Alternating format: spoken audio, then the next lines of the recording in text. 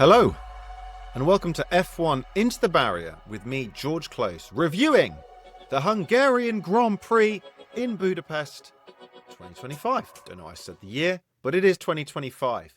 And wow, it was a good race.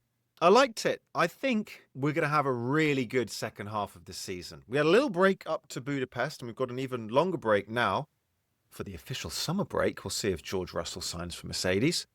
And it's very exciting. We've got a genuine teammate championship battle that I think is going to go down to the wire, with Oscar Piastri and Lando Norris incredibly evenly matched. And I think it could go to the final race of the season. The only reason it wouldn't would be some unfortunate DNFs, I think, or if, and I don't think it will happen, if one of the drivers manages to get the upper hand for a series of races. But we are seeing them so evenly matched at the moment. And that McLaren car is awesome. And it's pulling further ahead of the field. Red Bull are struggling to keep up. McLaren's development has just meant they're pulling away. So impressive by McLaren over the last few years. And yeah, to keep going, fourth 1-2 in a row, which, yeah, we're reaching real dominance. And it shows you the power of having two excellent drivers and just how easily you can win those Constructors' Championships. So in the qualifier, Oscar got the upper hand over Lando. Charles obviously got pole position, but Oscar just pipped Lando. So again, that raw speed argument about Lando on qualifying seems to be falling away now. Oscar and Lando, I just think they're nip and tuck, easily matched just circuit at the moment for qualifying. And in the race itself, we saw Piastri have the upper hand early on the start. Lando seemed to get a really good launch, but just had to brake early, back out to avoid the trouble, which, listen, in a championship context is the smart thing to do, because guess what happened? He ended up winning the race. Why?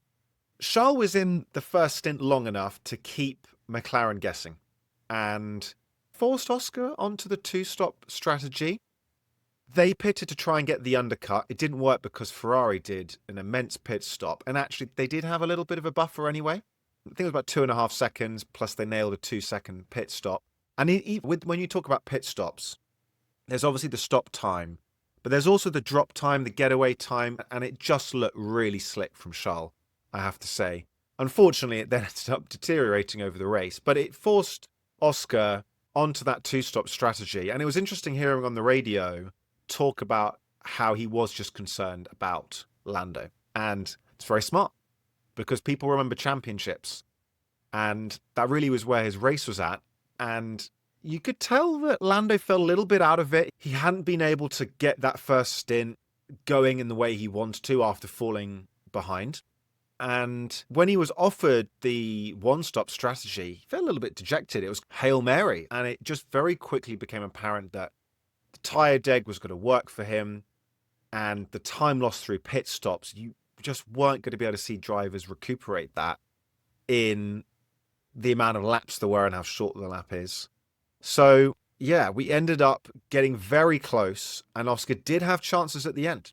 We say it fell away, but this is why I think it was an awesome race, because how often do you see two genuine championship contenders midway through a season finishing, I think they finished the race less than a second apart, didn't they? And having multiple laps at the end of a Grand Prix where really both sides of the garage got the strategy right, but passing's a different matter. And Oscar had the lock up. He nearly went into the back of Lando. That would have been bad. I'm glad that didn't happen. And just couldn't seem to make it stick. And so for people that have been questioning Norris's mentality, that was pretty impressive to me. He fought off the faster car over multiple laps. He deployed his energy correctly. Very easy to get caught out with that. In fact, we saw, haven't we, over the last few races where Lando's complained about energy deployment at the start of Spa last weekend. He thought he had issues on this first lap. Maybe he didn't. Maybe he'd used it too much earlier on. It was awesome. And to see Lando get that win, I think a huge boost for him for the second half of the season. I don't think Oscar will be two-faced. Doesn't seem to be publicly phased by too much. He'll be annoyed. Don't get me wrong, he'll be annoyed. But it is set up for, something special. I think this is going to be a real championship to remember. We've got two people that have never won a championship in and around 9 Grand Prix wins each at the moment. Lando on 9, Oscar on 8. And it's exciting. Exciting. Okay, enough about McLaren. Let's talk about Ferrari. So Charles Leclerc, what a qualifying. I think Charles Leclerc has a claim to be one of the best ever qualifiers now. He has 27 pole positions. And when you look at where that Ferrari's been throughout his career, 2018, when they had the little engine cheating, fine. They had the best car for a bit. Other than that, they've never had the best car in a season. And he's got 27 Grand Prix. Everyone around him is a world champion. The next closest is Valtteri Bottas. He's got 20. He's not a world champion. I just think it's extraordinary.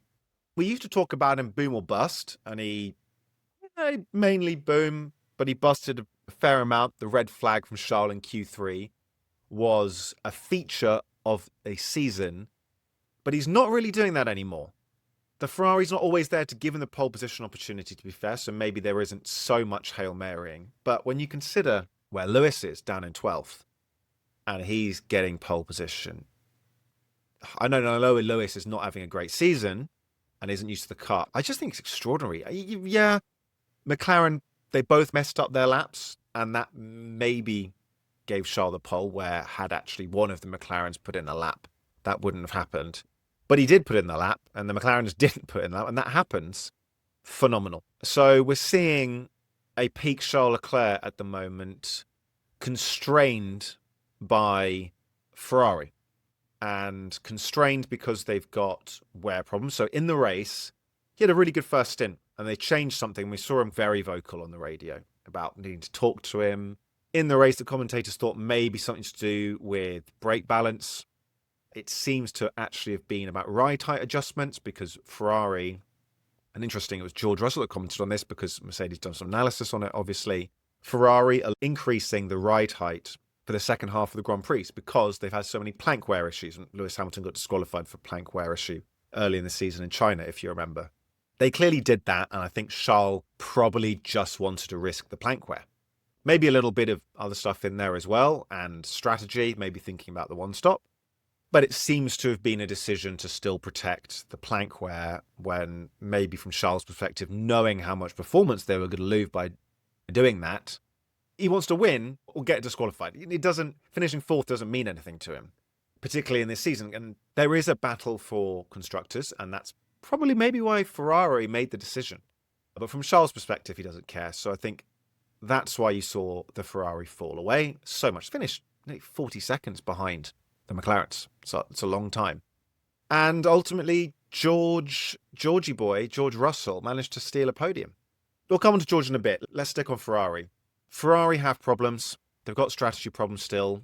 The communication problems are getting better, but there are still clearly problems there, and that's frustration bubbling over from the drivers. The last thing they should do is replace Fred Vasseur. They've tried replacing. They've had 6, 7 different team principals in 12 years. Changing one's not going to do anything. Fred's getting used to the team. They just need to input the other changes and listen, focus on next year's cars and hope they start getting stuff right. Lose some of the arrogance that Ferrari have. Saw a great interview with Zach Brown recently. How Leaders Lead was the podcast. It was a clip I saw on Instagram. And he talked about the things he had to do with McLaren. And he felt that there was a huge ego with McLaren where they thought they'd made a great car and it was all Honda engine's fault. And then they switched their engine from Honda to Renault. And guess what? They still didn't have a great car. And there was a bit of a blame culture. There was a bit of a exclusion culture. He talked about how people who might have accidentally been left off a team meeting took it personally. And you started having siloing of people. And they had an arrogance with their sponsors as well. They thought, we're McLaren, we're the great McLaren. And sponsors were like, well, you're back of the grid. Get a reality check here. And taking some of that ego out. And I really think inputting the Mercedes philosophy that we saw Toto Wolff instill, which is the no blame culture. And that manages to deliver high performance within a team. And it makes people want to work for that team the extra mile. I really think that. And I think Red Bull is struggling at the moment because they don't have the same ethos. Listen, Red Bull have been an incredibly successful team. I can't deny that. And over the last few years, they've been awesome. But I've personally felt that it would always end up with a little bit of undoing. And they found themselves very reliant on an excellent Max Verstappen at the moment. You can't take away from Max Verstappen's performance. Relating this back to Ferrari, though, They have a larger problem, which is a very demotivated Lewis Hamilton. Now, Lewis Hamilton won a sprint race earlier this year. That came as a surprise. In the overall Drivers' Championship, he's not too far behind Charles. I don't think it's entirely panic stations. We've just had a series of poor qualifying results. We are seeing very competitive qualifying. It was the closest ever top 10 this race, qualifying. I think 0.5 of a second separated the top 10, give or take. And you go back 10 years, 15 years, you go back 25 years, it's extraordinary looking at the time gap between pole position and 10th. We're talking seconds, often second and a half, 2 seconds. So Formula One's really changed, very close at the moment. So it means tiny losses in performance are coming to create large gaps in qualifying. So you're seeing Lewis Hamilton qualifying 12th. Now, Lewis Hamilton is statistically one of the greatest qualifiers of all time, and the latter part of his career won't change that because it's like 26%. It's absurd how many pole positions he's got. And he's very good, but there's age coming into it, and there's just commerce with the car. But it's odd, isn't it? Because we focus on that when there's the bad, but when he does the great stuff, we say he hasn't lost it. Same with Fernando Alonso. He had a very good week. We pick and choose when we want to apply age. And yeah, listen, it is going to be a factor, but I think there's a larger problem here, which is he doesn't trust the car. You see this with drivers, where you see Max playing about at the moment. If you drive a very good car for a number of years, and then you have to go back from that car, you're just losing confidence in your braking. Now, Lewis had that at the end of 2021, where he drove like an F1 god, and then went into a Mercedes car that was porpoising to hell. Lewis hated that. You had George step into a car that was better than the Williams he'd been driving. And so he could be more aggressive everywhere on the brakes, and Lewis had to be less aggressive everywhere on the brakes. And I think that's why you saw, although White did equal out ultimately at Mercedes, the qualifying, eventually level out, but you saw Lewis on the back foot. And again, he's moved to a car that he's not comfortable with, and he's having to go backwards, I think, on its comfortability with the Ferrari. And Charles is still being able to lean into it from where he was last year. It is an improvement. So I still think there's a bit of that. We're only halfway through the season. Let's not write off Lewis Hamilton halfway through his first Ferrari season. Listen, he's got to want to improve, but Lewis Hamilton is a very focused man who has had difficulties before, and he's made himself better in areas he's weaker at. And that's how he won 7 world championships, arguably 8 world championships. So I do think we'll see a stronger Lewis Hamilton in the second part of the season. But you just got to take your hat off and say Charles Leclerc is one of the all-time best qualifiers. He is. 27. 27 in this Ferrari era. Phenomenal. Other notable performances. Aston Martin. What a qualifying. 5th and 6th. Everyone doubting Lance Stroll. He only finished a little bit behind Fernando Alonso. Shows you maybe that gap in qualifying can be pretty close, actually, when Stroll's on it. And they finished 5th and 7th in the race, split by Bortoleto, who, again, had a brilliant weekend. You're seeing interesting stuff from Sauber at the moment. They've managed to put something together, haven't they? We had the Nico Hülkenberg podium at Silverstone, having this great performance by Bortoleto, who's shaping up to be a pretty good rookie. But there's something there. And with Aston Martin, they don't understand why they're quick. That was Fernando Alonso's takeaway. They don't know why they're quick, and that's a problem. So it's not all sunshine, but listen, take it when it's quick. Take those points. And you got Adrian Newey. Who knows what you could pull out next year, chaps? It's all to play for. So notable performance by Aston Martin. At Red Bull, they've now secured Max Verstappen to the end of 2026. So where are they? They are in and around the front most of the time. Max Verstappen actually qualified 8th. Shows he's still struggling with that, Red Bull. But where are they? They're up there, and they have chances of winning races because of Max Verstappen, because he is performing incredibly well. You just can't deny it. When he's not, when he's at the front fighting wheel to wheel, that's where his problems materialise, particularly when he's defending. But when he's not in that, because he's not winning races, you just got to say he's an excellent driver at the moment. His pass on Lewis I thought was fine. I have absolutely zero idea why they decided to investigate that after the race. Lewis Hamilton even bothered turning up to the stewards, by the way, just set a representative and said, I avoided contact, and they didn't penalise Max. Probably because it was just an unexpected area to pass. I think it was fine. It was a lunge. It's very Max on Lewis, you have to say. Very Max on Lewis. But we had seen Max pull off a couple of other overtakes in the race, but arguably it was a bit of an overspeed, and definitely when he overtook Lewis, there was a huge overspeed. It's fine. Nothing. Lewis just took avoiding action. Maybe a bit too twitchy, I think. Bit of a dive bomb, bit too twitchy, maybe because of previous incidences. But they're at the front and can make stuff happen because of Max Verstappen. Not the best race for them, and they've got their second driver problem. Yuki Tsunoda had a better weekend. Definitely had a better weekend. Qualified better, performed better in the race. But they're still not getting any points from their second driver, and they've got a very difficult car to drive. Yes, it suits Max. It's still clearly very hard to drive. Yes, he moans a lot on the radio, but yeah, it's just going to be interesting to see what they do. They don't have the leadership of Christian now. Might be a good thing, might be a bad thing. Depends on your internal take on the politics.